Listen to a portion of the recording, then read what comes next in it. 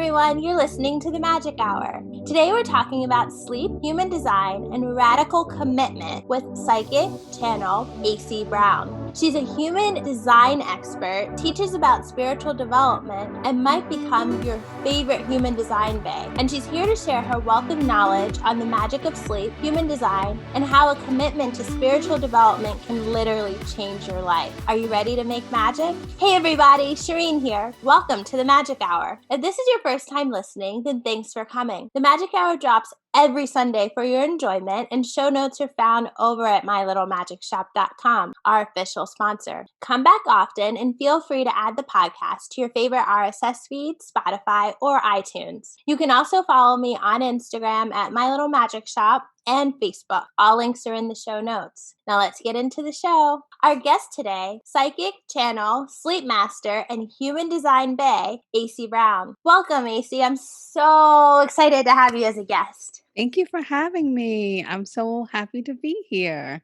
Let's start from the beginning. Where are you from? What was your upbringing like?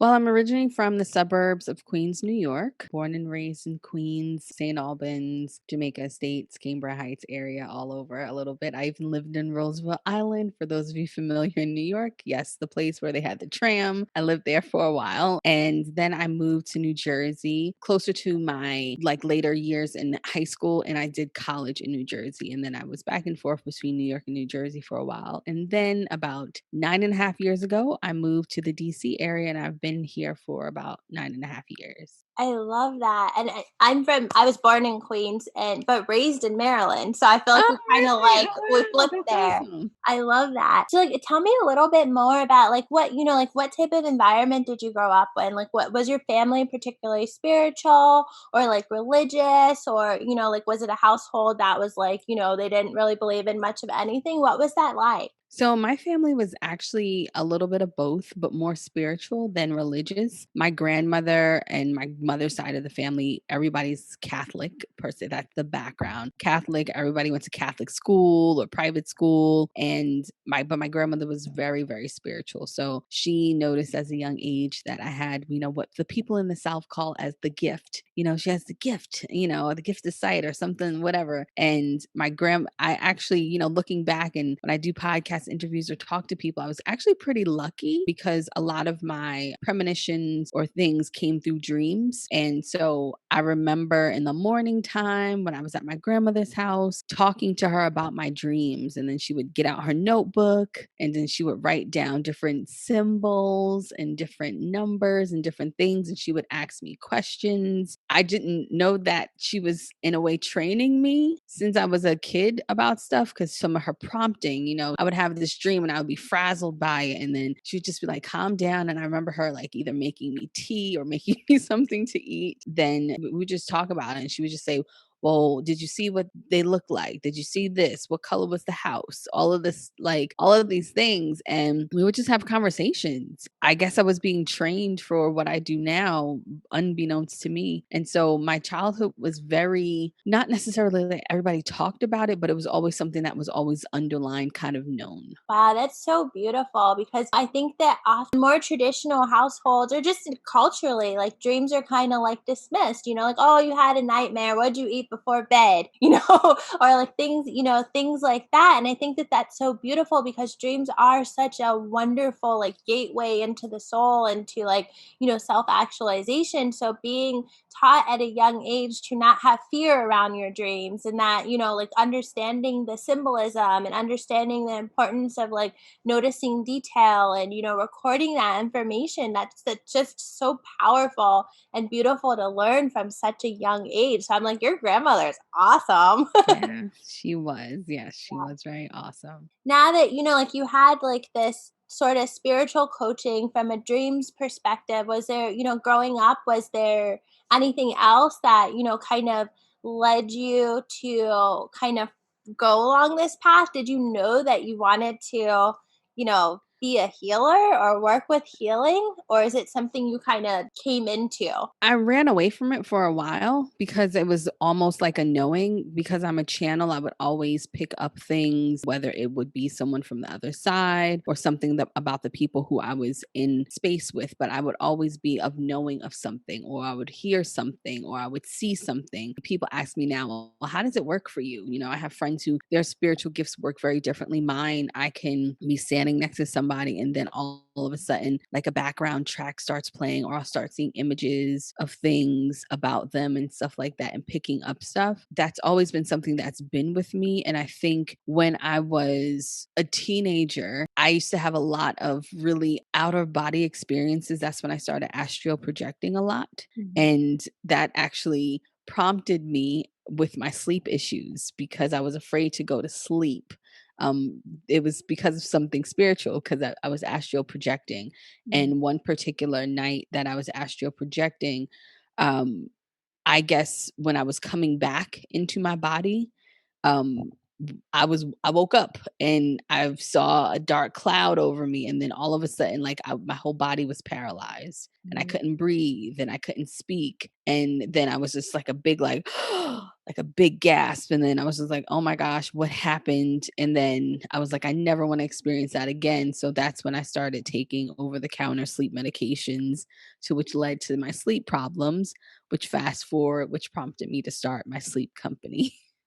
Wow. Wow, wait, I wanna dig into that a little bit though. Just can you clarify for my listeners and viewers who have never heard this term astral projection before or have heard it but need a little bit more clarification, can you explain to them what that means? Right. So it's when you're in a sleep state where your soul projects from your human body and can go through different realms. It's a very ethereal kind of state. It actually, to be honest, when you actually do it properly, or when you're used to it, it actually feels really good. The state that you're in, where you are actually removed from your body, you can actually look at yourself while you're sleeping and you can go through the wall. You can go through different realms of things and different scenes. Mhm. Um, and you can find out information, all of that stuff. You can see Mhm. the future. There's tons of things. So that's what that is. But then there is a point where you come back into your body.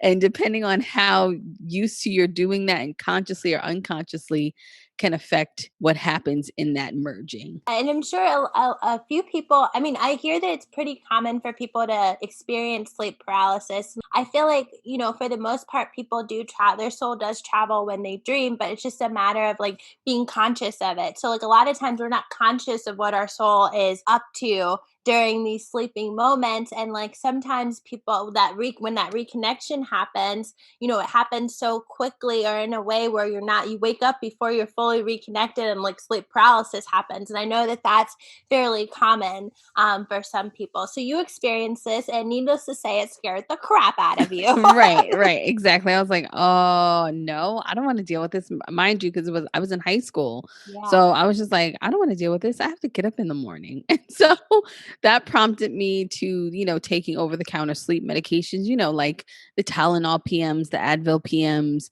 you Benadryl. know right, Benadryl, everyone's favorite, to go to bed and to relax so I can bypass that. And so, by the time I got to college, I was addicted to sleep medications. I couldn't really sleep without them.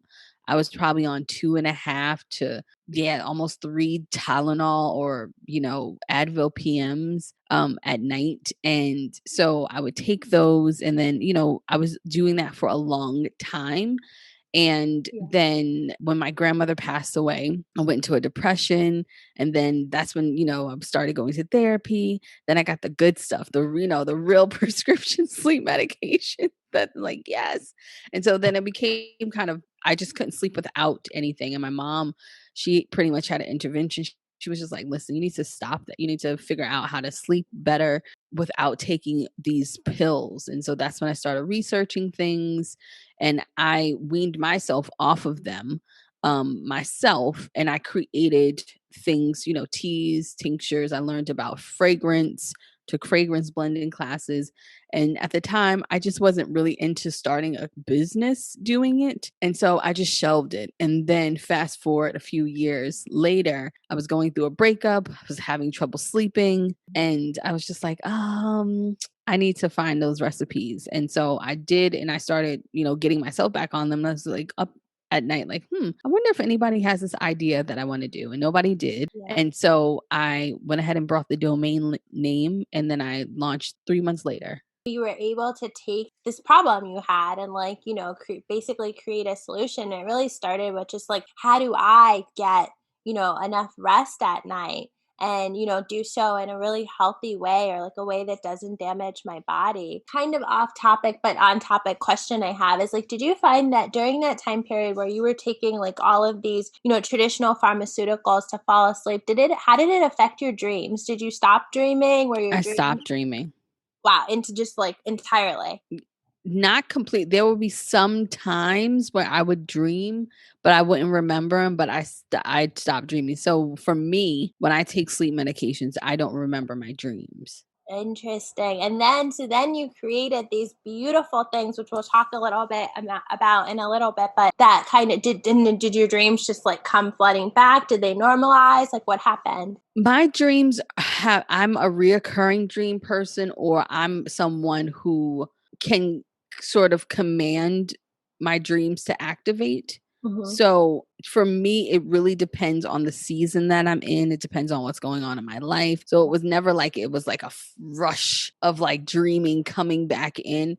It was just more of a better quality of sleep, being more in tune with my body, etc.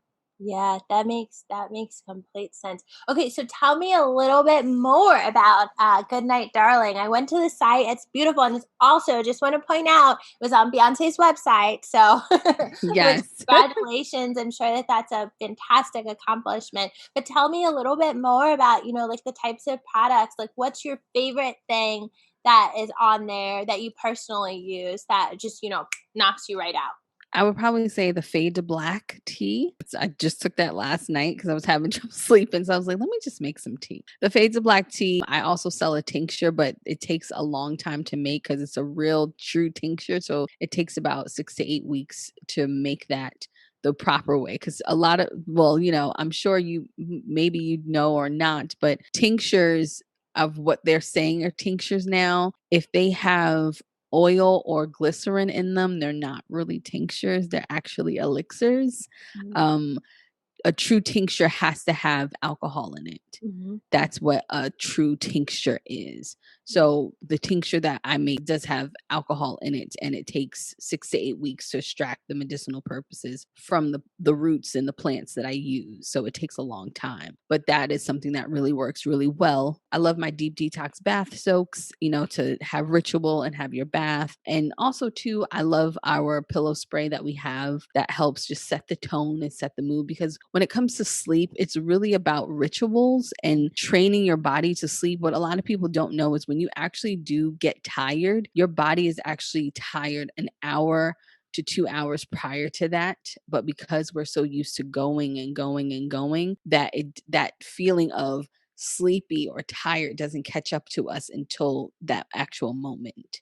That's so interesting. I feel like when I was taught to make a tincture, we used vodka. Yeah, that's what I use is vodka. Correct. Yes. And, but I didn't know that that was the difference between a tincture and an elixir, Right. was using glycerol. Glycerin or Glycerin. any type of oil or anything that is not a tincture. So people are marketing CBD tinctures and all of that stuff. They're not real tinctures. A tincture has to use alcohol. And That's what the actual tincture definition is: extracting medicinal purpose from plants, roots, things like that. and I really love what you say about getting to sleep is very ritualistic. Most people probably do have rituals, to go to sleep, but are those good rituals? And do they help for a wonderful night's sleep? So tell me a little bit about your sleep ritual. What does that look like? Well, mine looks like after I walk my dog, I have a Frenchie. I usually either make tea or depending on the day, and if I have alcohol, I might have a glass of, I love sparkling wine, so champagne or some, cava or something like that, or maybe prosecco. I'm not sure, it just Yeah. depends. So I'll have a glass of that, and then I'll check my last emails. Then I'll either take a bath or a shower, and then I'll play like a meditation track, or I will actually fall asleep sometimes listening to just like a motivational message, and then that'll be my ritual. I feel like often, like yeah, at least even at at my little magic shop, we talk a lot about rituals. We're all about rituals, but we focus a lot more on like morning rituals or like intention specific rituals. But a sleep ritual or like a getting ready for bed ritual, I think is equally as powerful and probably not as talked about same way. But like I'm just like envisioning like you're listening to this really powerful affirmations or meditative music or whatever it is before you go to sleep. Like what a wonderful way to kind of like settle yourself into the dream world. And like we talk so much about doing that as soon as we wake up, but imagine if you did both. It just sounds so powerful to me. Yeah, it does wonders just to kind of like calm your mind and to just like get your body into the state of relaxation. Oh, I love that. Now I'm like, I need a nighttime ritual. We're going to shift gears a little bit. And I'm pretty sure you probably thought about this. So, you're also a human design expert. Mhm. So, when it comes to human design and sleep, are there like certain ways of going to sleep or sleep rituals that are really great for certain types of human design There people? are, and it just totally depends on your lifestyle. So there are 5 aura types. So there are generators and manifesting generators, which make up 70% of the population. And that's because they like to say the worker bees, but what they are is that generators and manifesting generators, they have sustainable energy. So they can sustain and create energy on their own. Then you have the non-sacral authority people who are manifestors, projectors, and reflectors. We do not have any sustainable energy. In most cases, and you'll hear if you're into human design or even doing your research on it, you will hear that projectors should sleep by themselves because so we can, relax. It is true because, I've been in relationships with manifestor generator men and generator men. I can't sleep when I'm around them because they pretty much kind of refuel off of me, and which keeps me up and keeps me awake. They say that non-sacral energy people should sleep alone Mhm. at times so we can, actually rest. But you can't control that if you fall in love with someone who is not like that. So there are different things that you can do. So troubleshooting, I always tell non-sacral people, which are projectors, manifestors, and reflectors, to try and go to sleep first before your spouse. So you can go to sleep first, and then when they come in, it won't be interrupted. Now you had me thinking about Barack Obama and Michelle Obama because Michelle Obama is a generator and Barack's Yes. a projector, and I'm just like, I wonder how that worked. I'm sure he probably didn't sleep anyway. I mean, he probably stressed out. I mean, he was stressed anyway during the whole 8 years. So I'm Yeah. sure he got sleep now. Yeah, yeah, I love this. Thank you so much for clarifying, about the different types. For the folks that are just coming into human design and learning a little bit more about it, I know we like kind of jumped ahead and went over the types, but can we just take a step back and just tell them a little bit about your perception or your description, Absolutely. explanation of what human design is and Yes. Through all, even though I have that side, the side business, my first love, my first priority for my soul work and my purpose is for me being a psychic channel, a spiritual guide, teacher, leader, all of that stuff. And, everybody's favorite human design bay, I like to say. I've been in the system, or I started learning and training how to read charts and incorporate it into my work about 10 years ago. So I've been in the, if you want to say, the human design system or experiment for a very long time. I like to say that design for me is like a tarot card because I have a psychic element already in the work that I do. I use human design as an addition. But I like to say when you think about human design and you think about astrology, because those are the two big things. And the reason why human design it's on this up wave, which is great. Astrology is ancient. That's very, very old. Astrology's not gonna go anywhere because we have that in our system in general. It's something that deals with the stars, the planets, all of that stuff. Human design, even though it was downloaded and it is very truthful because it uses your birthday and time, so all of that stuff, it's fairly new. It only was downloaded and created in the 80s. That's a very short time. It goes in and out of these waves, but I'm glad to see it's on its upswing because it's so helpful. And my analogy for human design and astrology is if you think about a finished piece of IKEA furniture, because everybody's built something from IKEA, that's just what it is. IKEA should sponsor me actually, because I've always always tell them use Like, this as an hello, analogy. IKEA. Right. IKEA sponsor me.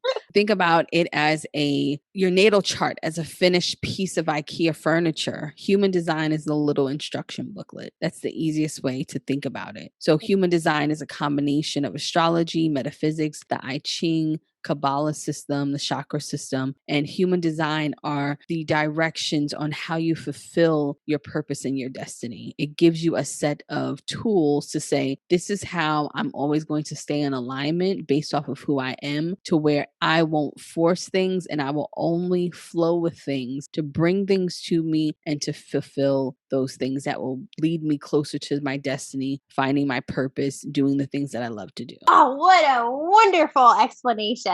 I don't think I've ever heard anyone put it so succinctly. And I really love that you threw in the tarot card, observation, just because I'm an astrologer. I've been an astrologer for like, I don't remember, for like at least like 13 years or so. And so I'm like, been doing it for a while, but I do think so much of like when I look at a chart, like it does give me like access to my intuition to be able to pull in additional information. I feel very guided, but it does kind of like signal that said like that connection. So, and I've Yeah. never heard someone describe it that way. So I think that's really, really beautiful. I'm curious, which house system do you use? I use Placidus. Really? Yeah. Interesting. Okay. Which one do you prefer? Whole sign. I've played around because there's also Coke. I think it's called Coke. It's KOCH. Yeah, KOCH. I don't Yeah. know how to pronounce it either. Yeah, exactly. But, I've tried that one before, but I found the most accuracy with Placidus. I have a theory about that if you want to hear it. Okay, give it to me, give it to me. So my belief is, this is my belief, and maybe you can try this, just see with some Okay. of your clients and just do some research, that Placidus applies very well and is more accurate when you are under 30. As you start going over 30, I found that whole sign was a lot more accurate to the way I was evolving, to even reading charts now, to the way clients were evolving. It just was a lot more solid. But under 30, Placidus all the way down, relate to it. That was my life. But looking back and comparing the charts, I'm in my whole sign. Interesting. It's so fascinating. I'm gonna have to look into that a Just little bit. look into it a little bit. Yeah. It's so funny because, and you would probably understand this too, because it sounds like you know enough astrology. I find myself looking a lot more at angles and houses as like secondary information. Like, That's why I'm telling you to okay. think of, yes, that's why I'm saying look at your whole sign and look at some of the transits that are coming up. Look at some of the Yeah. transits that have happened in the past. Just take a look at it. I promise you, you might be a little shocked and you might be like, oh my gosh, what am I going to do now?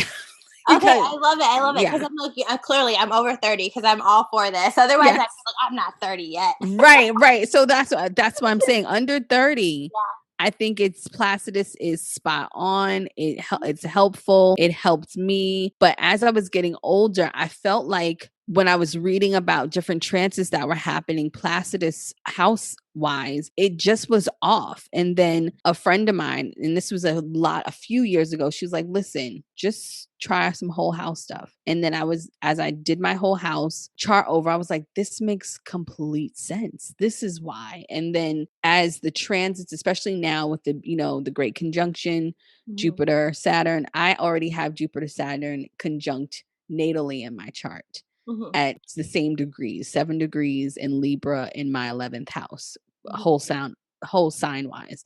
And mhm. so as this it just look into it. I'm not gonna be Okay. I'm not gonna be the whole sign, like, on my soapbox, like, I "Switch to whole sign," like, but it's vastly different, and then you have another whole group of people who are huge into sidereal, who are just yeah, like yeah, it's so and I'm just like, "That's too much. That's too much yeah. for me." And for those of y'all listening, like astrology is like she said, it's super old. So like there are just so many different ways. And then there's like, like Eastern versus Western. There's just so many different levels of astrology. And I feel like as an astrologer, you realize very early on that it will be a commitment to learn your entire life because Correct. there will always be something you didn't think or explore enough and you discover or another way of looking at it for you to continue your learning journey. So like I'm super happy. Thank you for sharing that. That's super fascinating. You are so welcome. Okay, going back to human design. Right, going back to human So design.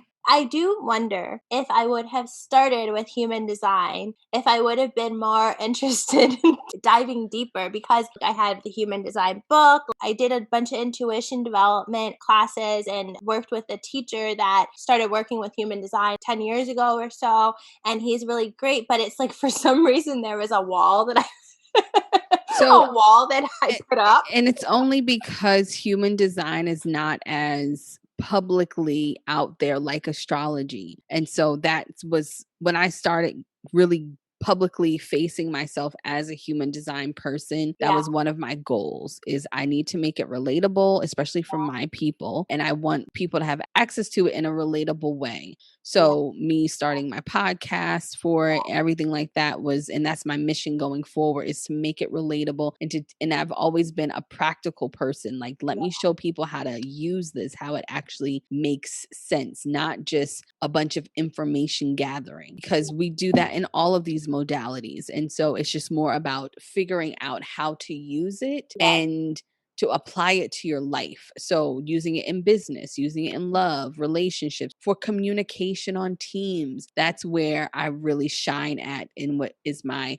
zone of genius when it comes to human design. Yeah, that makes complete sense. Like I realized that I probably chose astrology because I like the predictive stuff, and I found that with human design, I can't really predict as much. You So can't. I think You that's where can't. my wall. But I mean, at the time, I didn't understand that, so I put the wall up. But I think that now that as I'm getting older, I have a much more deeper appreciation for it, and especially for people like you who are out there, really making it relatable as well as usable and applicable because often like you said, like we get these huge data dumps of information on us, like okay, like you are, like you're a manifesting generator, and then this chakra is open and this one's closed, and like this gate does that, blah blah blah. And then you're like, okay, that's cool, but what do I do now? Like, and I Right. feel like you're taking it at the next level where you make these beautiful videos with mantras, for different types. And like it kind of, being able to step in, learn how to utilize that energy and like using the knowledge that you are gaining about yourself in a way that you can propel you forward and help you step into your magic. So I really love that. Thank you. And I would say for you, if anything, since you do use predictive astrology, is how you can use that for yourself being a manifesting generator is when you predict certain transits and things like that, or predictions that might happen, understanding how your strategy and authority works. So when those things do come up, you know how to respond to them. All right, so since you want to bring it to me, I'm going to take it because I have this transit coming up. I'm getting ready to go into a Pluto square. So Okay. that's all about, yeah, you're laughing. So, like, for those, just to break it down for y'all, so that just means that Pluto is going to be squaring my natal Pluto. So, Pluto moves very, very slow. So, it won't be just me, it'll be most people my age. Thank you very much. That will be going through this transit. But it Pluto energy is really about power, and also being able to step into your power, own your power, not abusing your power. Also, it's the sign of death, and whether that's the spiritual death and regeneration. I think about like the phoenix rising Well, from just think ashes. about it as transformation. What And do you want to transform? yeah. So, as a manifesting generator, how do I step into that? I would say for you, so you're not all over the place doing multiple things. Yeah. With this power is to niche down and figure out what you truly want and how you truly want to be seen and show up. So you sold me. Now I'm like, okay, I'm going to learn a little bit more about human design because I really do love that thought process of being able to, couple the two. Okay, this is in essence who you are. And so manifesting generators, we're a little scattered sometimes. We like to do all the things, which All I of the found, things. yeah, in your video, hilarious, by the way. So you love to do all the things, but getting more focus. And that's definitely what, all my guides have been telling me. So that resonates with me. I love that. Oh my God, I love that. So yeah, you just ease on down the road. That's it. Literally ease on down the road. Don't run through the road with a knife cutting everyone's head off. Ease on down the road. The best. Oh man, my guides are like up there cracking up right now because they're just like, see, we done told you. We told you this morning. Oh, I love it. Oh my God, I've had so much fun talking with you so far. Yes. So, we always close out an episode with a couple of, I like to call them feed your soul questions.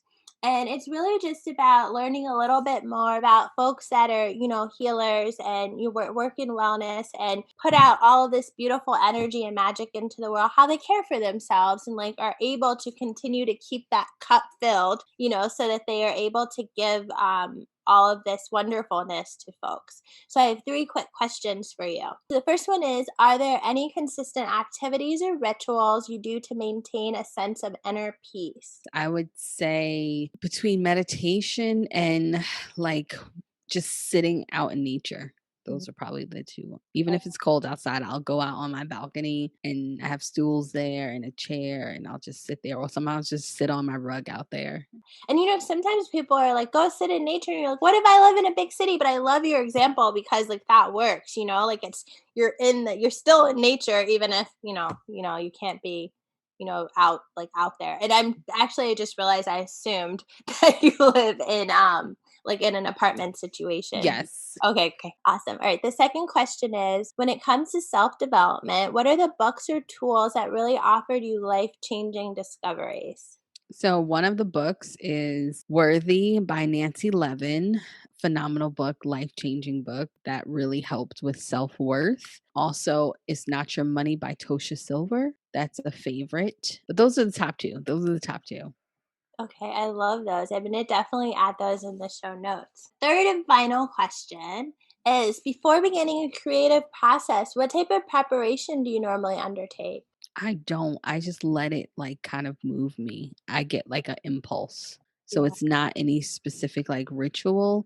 yeah, It's more of an impulse. That's how I know it's going to be good. If it's something like where it just stops me and I'm like, I have to do this, I have to get it done today, yeah. then I know it's going to be good. If I get impulse, like you have to contact this person or reach out to that person or go for this particular thing, that's when I know it's going to be good. I love that. Wait, and then are you clarify for me? Like I thought in my head you said you were a projector. Did I make that up? No, I'm a projector. Okay, that's so interesting because I'm like, that sounds like such like almost like what they tell people with that are generators to do, like or manifesting generators, like that Mm. energy. Right, but for me also, that's also my guides and, my psychic Mhm. stuff kicking in to where I'll get a thought or a vision or Mhm. I get this kind of anxiousness in my body to where it's just like you need to reach out to. And I'm clairvoyant and clairaudient, so I'll hear my guides and they're like, "No, contact this person or you should do this." I act on that. Oh, I love that. Thank you for clarifying that for me. I'm still learning, but I got all the questions. Thank you so much. I super appreciated this. This was a wonderful, magical chat. So, can you please tell our listeners how they can follow you on your magical adventures? Absolutely. You can follow me on Instagram for sure at Aycee Brown. You can go to my podcast, which is on all podcasts, which is My Aura on Straight. That's the name of the podcast. You can find me on YouTube. Just look up Aycee Brown. My website at Aycee Brown. And that's pretty much it. So That's YouTube, Instagram, podcast. Oh, I love it. Amazing. I love that title. That's a Brilliant title. Thank you. Thank you everyone for tuning in to the Magic Hour. We hope you enjoyed listening. Be sure to check it out at the show notes at mylittlemagicshop.com for more information on today's guest, Aycee Brown. We hope to see you again next Sunday. And as always, sending you so much light, love, and magic. And remember, without a dream, you can't have a dream come true. So make sure you're out there making your own magic.